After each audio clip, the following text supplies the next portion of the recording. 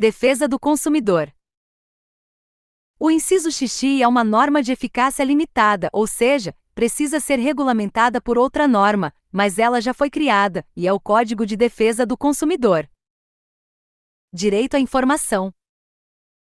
Vamos gravar as palavras mais importantes do inciso: órgãos públicos, interesse particular ou coletivo. O direito à informação pode abranger, excepcionalmente, os órgãos privados, desde que estes prestem serviços públicos. Ainda, não pode o indivíduo requisitar informações de outra pessoa, apenas as suas ou as de interesse coletivo. Tal inciso obriga todos os órgãos e entidades da administração pública.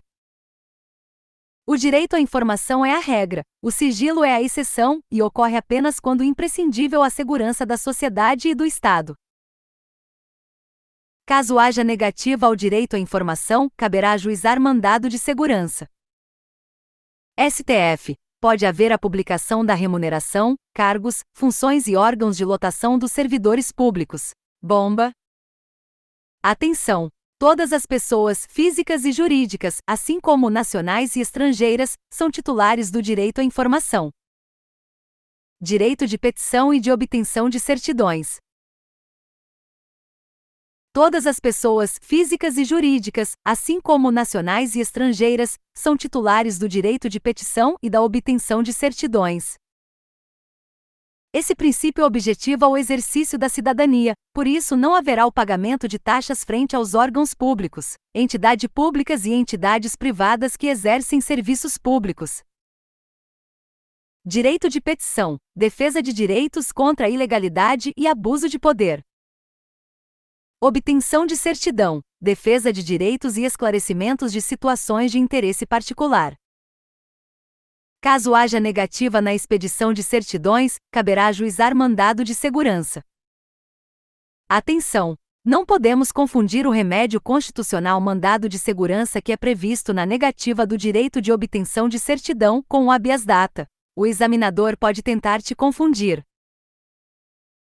O habeas data é o remédio constitucional para os casos em que o indivíduo requisita informações pessoais frente aos órgãos públicos. A certidão não trata de uma informação, mas sim de um documento que prova algo. Então, quando se requisita uma certidão, está exercitando o direito a obter a prova de uma situação jurídica e não a informação propriamente dita. Isso vai fazer mais sentido quando estudarmos os remédios constitucionais. Por enquanto, grave que o mandado de segurança é previsto em casos de recusa ao direito de obtenção de certidão.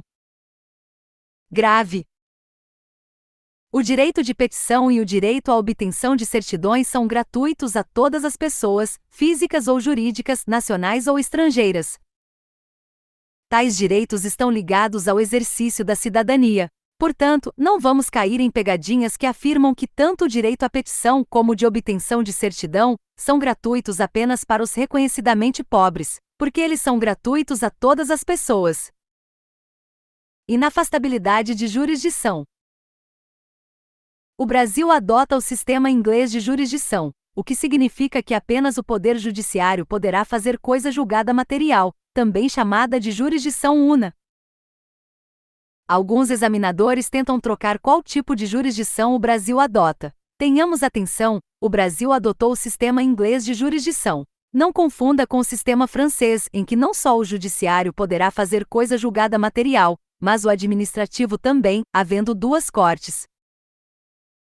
O que temos que entender é que todas as decisões tomadas, mesmo na seara de outros poderes, poderão ser encaminhadas ao Poder Judiciário, a qualquer momento. E apenas o Poder Judiciário ensejará a coisa julgada material, aquela que não pode ser mais recorrida e contestada. Entretanto, há algumas exceções, sempre há, não é? Cara sorrindo de boca aberta e suando frio.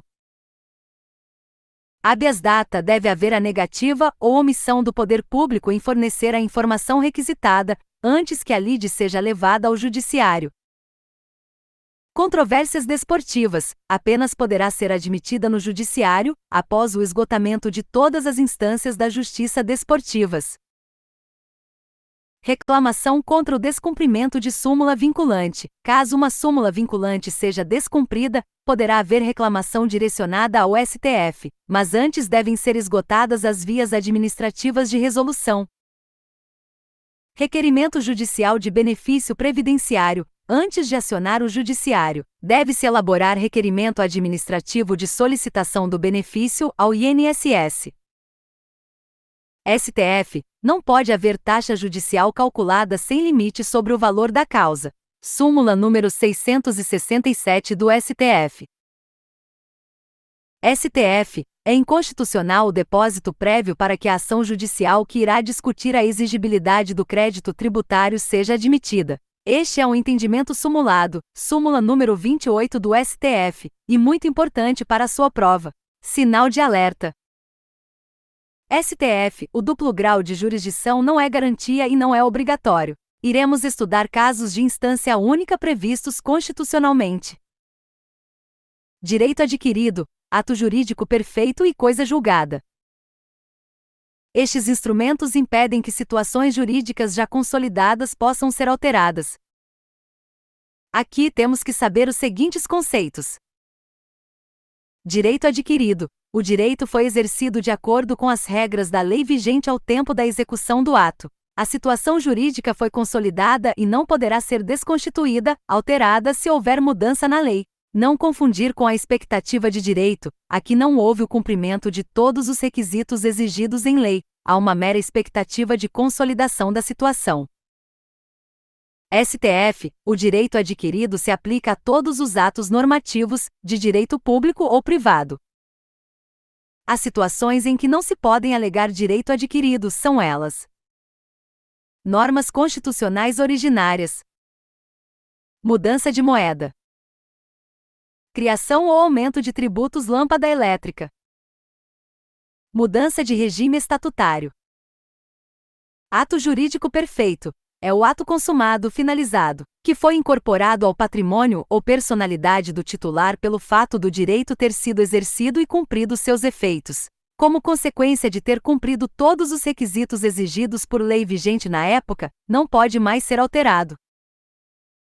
Coisa julgada. Não há mais a possibilidade de recurso, há uma decisão final irrecorrível. Princípio do juiz natural. Não pode haver tribunal ou juízo de exceção, apenas as pessoas com competência prevista constitucionalmente poderão ser juízes ou órgãos julgadores. Ou seja, não se pode escolher aleatoriamente, fora dos requisitos constitucionais, quem será o julgador de um determinado processo. Você não pode chegar no fórum e escolher qual juiz irá julgar seu processo, não é? Atenção! Tal princípio abrange todas as pessoas, físicas e jurídicas, assim como nacionais e estrangeiras. STF. O princípio do juiz natural não está limitado apenas ao judiciário, mas a todos os julgadores previstos na Confira, 88. STF. Há o princípio do promotor natural, que é aquele escolhido através de requisitos legais para atuar no processo. Júri popular. É importante que saibamos as principais características do tribunal do júri. Quais são? Plenitude de defesa, sigilo das votações, soberania dos vereditos e competência para o julgamento dos crimes dolosos contra a vida. STF. Não pode a legislação estadual criar órgão que invada a competência do tribunal do júri. STF. O crime de latrocínio, roubo seguido de morte, é de competência do juiz singular. Quando houver foro especial delimitado pela Confira, 88, a competência do tribunal do júri não subsistirá. Mas, se o foro for delimitado pela Constituição Estadual, a competência do tribunal do júri prevalecerá. STF. Vereadores que cometerem crimes dolosos contra a vida serão julgados pelo tribunal do júri, mesmo que haja foro especial decorrente da Constituição Estadual. STF. A soberania do tribunal do júri não afasta a recorribilidade das suas decisões, quando for manifestamente contrária às provas dos autos. Princípio da legalidade. Princípio da reserva legal. Apenas lei em sentido estrito, editada pelo Poder Legislativo, poderá definir crimes e comutar penas. Não pode ser criado crime através de medida provisória, espécie normativa elaborada pelo Presidente da República, e nem comutar penas. Anterioridade da lei penal. apenas será considerado crime se a conduta foi tipificada por lei anterior à ação. E retroatividade da lei. As leis penais incriminadoras não podem atingir fatos pretéritos que já ocorreram, ou seja, não podem considerar condutas que ocorreram antes da sua entrada em vigência como crimes. Lei que for benéfica poderá retroagir e, assim, atingir condutas que ocorreram antes da sua entrada em vigor. Se alguém estiver preso por ter cometido uma conduta que era considerada como crime por uma lei e, no caso, for criada outra lei que desconsidere tal conduta como criminosa, então, a pessoa será imediatamente solta. A lei que desconsiderou tal conduta como crime irá retroagirá. Súmula 654 do STF. A garantia da irretroatividade da lei, prevista no artigo 5º civil da Constituição da República, não é invocável pela entidade estatal que a tenha editado. Grave. Lei penal incriminadora não pode retroagir. Lei penal benéfica pode retroagir. STF, não pode haver a combinação de leis no tempo mesmo que para beneficiar o réu. Imprescritibilidade e inafiançabilidade. São crimes inafiançáveis. Racismo. Ação de grupos armados. Tráfico, terrorismo, tortura e crimes hediondos. Muito importante. Imprescritíveis, ração. Racismo. Ação de grupos armados. Insuscetíveis de graça, 3th não tem graça. Tráfico. Terrorismo. Tortura. Hediondos. STF reconheceu que houve omissão por parte do Poder Legislativo quanto à tipificação dos crimes de homofobia e transfobia. E até que sejam tipificados, tais condutas terão as mesmas penas dadas ao crime de racismo.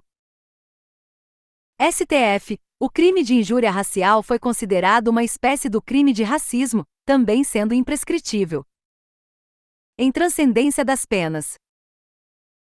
Os efeitos penais não poderão ser transmitidos para outras pessoas que não sejam as que cometeram a conduta criminosa. A reparação de danos poderá ser transmitida para os sucessores de quem causou o dano, mas no limite do patrimônio transferido. Individualização da pena. As características pessoais do agente devem ser consideradas quando houver a individualização das penas. Por exemplo, crianças, mulheres e idosos ficam em estabelecimento prisional diferente dos demais. A execução das penas deve ser feita em locais adequados a cada indivíduo, considerando-se a idade, gênero e o delito do apenado. STF. É inconstitucional a proibição da progressão de regime aos crimes hediondos. STF. Não havendo estabelecimento prisional adequado ao cumprimento da pena pelo agente, este não poderá permanecer em estabelecimento prisional mais gravoso. Atenção! Fique ligado! Pena de morte está permitida nos casos de guerra declarada. Pena de banimento não foi aceita pela Confira, 88. Brasileiros natos não serão extraditados.